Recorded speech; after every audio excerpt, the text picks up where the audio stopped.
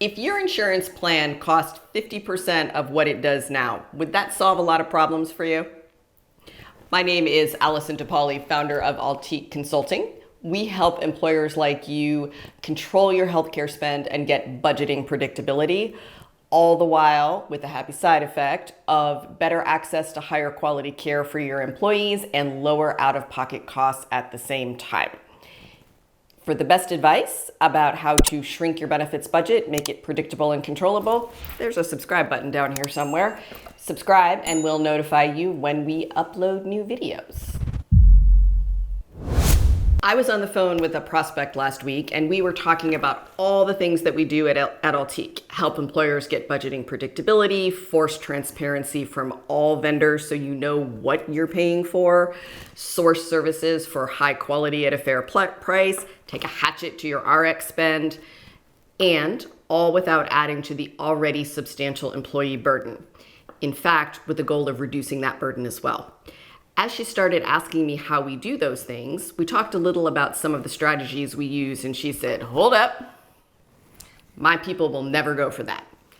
I hear that all the time. So I asked her, if you could have anything health insurance related, what would it be? Without any hesitation, she said, "I want my Cigna plan at 50% of the cost."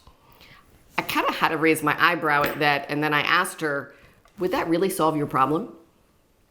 If 50% of your workforce earns less than 40% annually, will a $3,000 deductible plan still be okay?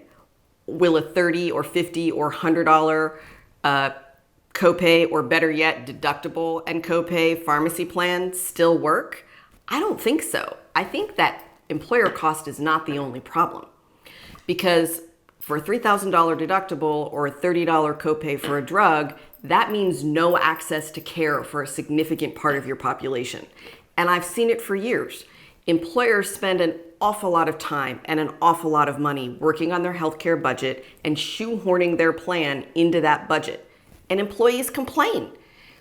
They are not oblivious to the fact that they get almost no pay raise and their health insurance premiums keep increasing as well. And that really stinks when you're increasing your own budget at the same time. The Kaiser Family Foundation has mapped over the last 10 years a 111% increase in deductible, 55% increase in premiums, and a 27% increase in employee wages. It hardly seems fair when you pay so much more and you get so much less. So what do? Would you be surprised to learn we have a process? We call it the Benefits Advantage Roadmap. We'll drop a link below where you can get a copy, and it'll give you every step you need to actually turn your plan into something useful again. But here are the steps. Find what's driving your cost. Get your data. I've said it 100 times, I'll say it 1,000 times more. It's possible now. I don't care what kind of fully insured, self-insured, whatever. You can get it. Pair the cost savers with the problems in your plan. Design a 3 to 5 year strategy to roll it out and implement.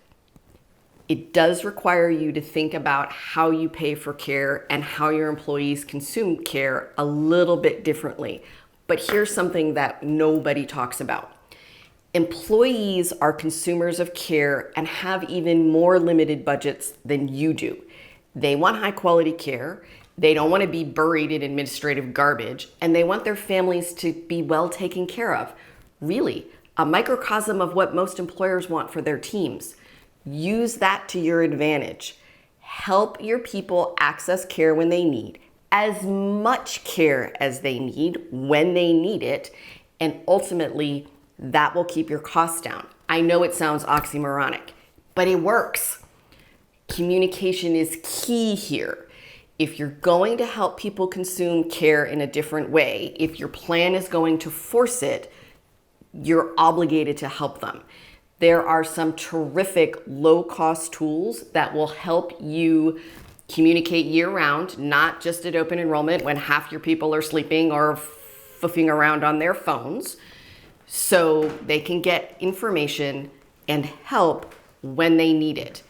It's inexpensive, and more than pays for itself by removing these kinds of issues from your HR team, who I'm pretty sure have way more than enough to do today. So, if you're interested in leveling the playing field and making your healthcare plan work for you and your employees, if you want to save some money, if you want to save your people some money, and if you're willing to do one or two things a little bit differently than you're used to, let's talk.